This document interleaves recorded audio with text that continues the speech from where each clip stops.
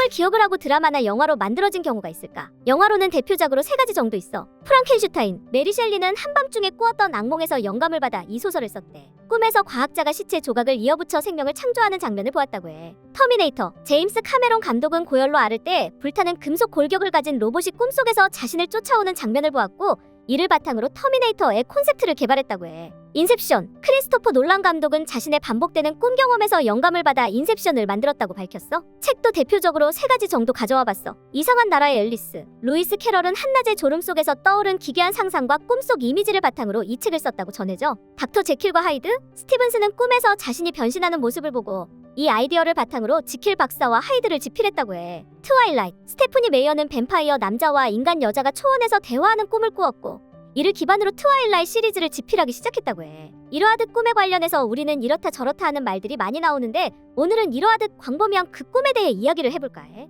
그렇다면 꿈을 왜 꾸는 걸까? 뇌의 정리 시간. 꿈은 마치 컴퓨터가 파일을 정리하는 것처럼 우리의 뇌가 하루 동안의 정보를 정리하고 저장하는 과정이야. 이때 불필요한 데이터는 삭제되고 중요한 정보는 보관돼. 그래서 꿈속에서 이상한 상황들이 펼쳐지기도 해. 무의식의 메시지. 꿈은 무의식이 보내는 신호일 수 있어. 우리가 일상에서 억압한 감정이나 욕망이 꿈을 통해 드러나고 자신의 진정한 감정을 이해하는 데 도움을 줄 수 있어. 마치 무의식의 비밀 메시지를 해독하는 것 같지? 창의력에 샘솟는 공간. 꿈은 창의력의 놀이터야. 많은 예술가와 과학자들이 꿈속에서 영감을 받았다고 해. 그렇다면 보통 꿈을 통해 영감을 받았던 우리가 알만한 위대한 인물들 중 예술가로는 파블로 피카소, 스페인 화가이자 조각가인 피카소는 꿈속에서 다양한 형상과 색깔을 경험하며 그의 예술적 스타일을 발전시켰다고 알려져 있어. 그의 작품 중 일부는 꿈에서 얻은 아이디어를 바탕으로 만들어졌다고 해. 스티븐 킹, 유명한 공포 소설가인 스티븐 킹은 꿈에서 영감을 받아서 여러 작품을 집필했어. 그의 소설 캐리는 꿈에서 시작된 아이디어로 꿈속에서의 강렬한 이미지를 바탕으로 이야기를 발전시켰다고 해. 과학자로는 알버트 아인슈타인, 물리학자 아인슈타인은 그의 상대성 이론을 꿈속에서 떠올렸다고 전해져. 그는 꿈에서 기차가 빠르게 지나가는 장면을 보았고, 이를 통해 시간과 공간에 대한 새로운 통찰을 얻게 됐다고 해. 리오나르도 다빈치, 다빈치는 꿈을 통해 예술과 과학의 경계를 넘나들며 많은 아이디어를 구상했어. 그의 다양한 발명과 예술 작품은 꿈속에서의 상상력과 관련이 깊다고 알려져 있어. 계속해서 꿈을 꾸는 이유, 설명을 이어가자면 스트레스 해소. 꿈은 스트레스를 해소하는 역할을 할 수 있어. 꿈을 통해 일상에서의 걱정이나 두려움을 처리하고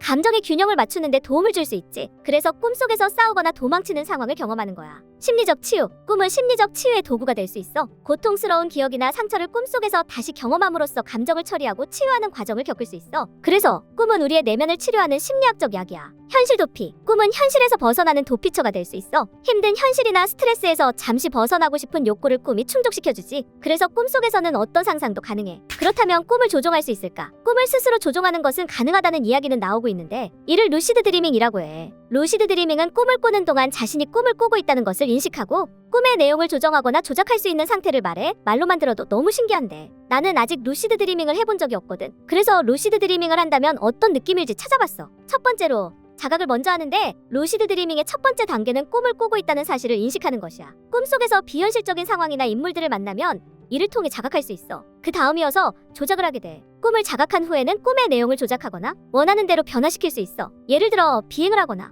특정 장소로 이동하는 등의 행위를 할 수 있지. 감정의 해방을 느낄 수 있다고 해. 그렇다면 루시드 드리밍을 나도 할 수 있을까? 물론 100% 과학적으로 증명이 된 것은 아니지만 내가 찾아본 정보로는 첫 번째, 꿈 일기 쓰기. 매일 아침 꿈에서 꾸었던 내용을 기록하는 것이 좋아. 이렇게 하면 꿈의 패턴을 인식하고 꿈속에서 자각하는 데 도움이 돼. 두 번째, 현실 점검하기. 꿈속에서 자주 확인할 수 있는 현실 점검을 해보는 것이 좋아. 예를 들어 손가락을 보거나 시계를 확인하는 방법이 있어. 꿈에서는 이러한 것들이 비정상적으로 나타나기 때문에 이를 통해 꿈이라는 것을 인식할 수 있어. 세 번째, 명상과 이완. 명상이나 이완 기법을 통해 마음을 편안하게 하고 꿈을 조종할 준비를 하는 것도 도움이 돼. 네 번째, 특정한 목표 설정. 꿈을 꾸기 전에 특정한 목표를 설정해보는 것도 좋아. 예를 들어 이번 꿈에서 나는 하늘을 날 것이다 같은 목표를 세우면 꿈에서 그 목표를 이루는 데 도움이 될 수 있어. 루시드 드리밍은 많은 연구와 개인적인 경험을 통해 존재가 확인되고 있지만 100% 증명된 사실이라고 보기는 어려워. 과학적 연구는 계속 진행되고 있으며 앞으로 더 많은 이해가 필요해. 꿈의 세계는 여전히 미지의 영역이기 때문에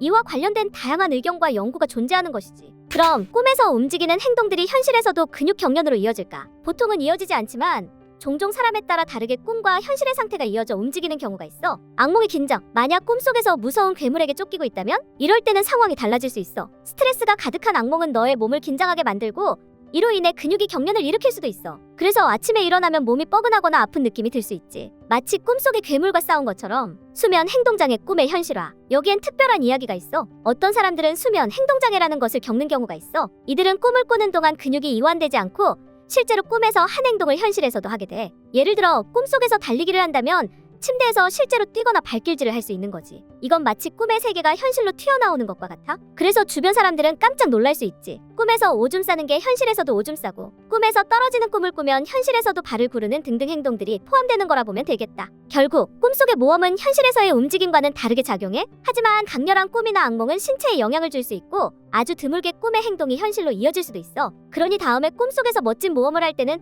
침대에서 안전하게 즐기고 현실에서는 편안하게 휴식을 취하는 것이 좋겠지. 그럼 인간 말고 또 어떤 생물들이 꿈을 꿀까? 꿈은 사람 말고 동물들도 꿈을 꾼다고 하는데 강아지들 꿈을 꾸면 엄청 귀엽게 움직이는 거 알고 있어? 우리 집 강아지는 가끔 짖거나 울면서 다리를 부르르 하는데 매일 보이는 현상은 아니야. 무튼 강아지 역시 꿈을 꾼다고 해. 어떤 연구에 따르면 개와 고양이의 행동 관찰을 다양한 연구자들 말로는 강아지와 고양이의 수면 패턴을 관찰한 연구에서 동물들이 렘 수면 단계에서 발을 움직이거나 짖는 행동을 보인다는 것을 발견했어. 이는 그들이 꿈을 꾸고 있을 가능성을 나타내는 증거로 해석돼. 좀 더 자세히 다뤄보자면 수면 단계는 크게 2단계로 나뉘어지더래. 비렘 수면, 2단계에서는 깊은 수면 상태로 동물의 뇌파는 느리고 안정적이야. 이때는 주로 신체 회복과 에너지 재충전이 이루어져. 렘 수면, Rapid Eye Movement의 약자로 이 단계에서는 뇌파가 활발하게 변하고 눈이 빠르게 움직여. 이때는 꿈을 꾸는 것으로 알려져 있어. 강아지와 고양이는 이 단계에서 가장 많은 신경 활동을 보이며 몸이 경직되거나 발을 움직이는 등의 행동을 나타낼 수 있어. 이들은 사람과 유사한 렘 수면 패턴을 가지고 있다는 것을 발견했어. 특히 강아지는 하루 평균 12시간에서 14시간 정도 자며 그중 약 20%는 렘 수면 단계에서 보내는 것으로 알려져 있어. 고양이도 비슷한 패턴을 보여. 이 시간 동안 꿈을 꾸고 있을 가능성이 높아. 그렇다면 인간과 동물의 수면 상태에서 뇌파 차이가 있을까? 뇌파는 수면 단계에 따라 다르게 나타나며 각종의 뇌파 패턴에도 차이가 있어. 비렘 수면일 때는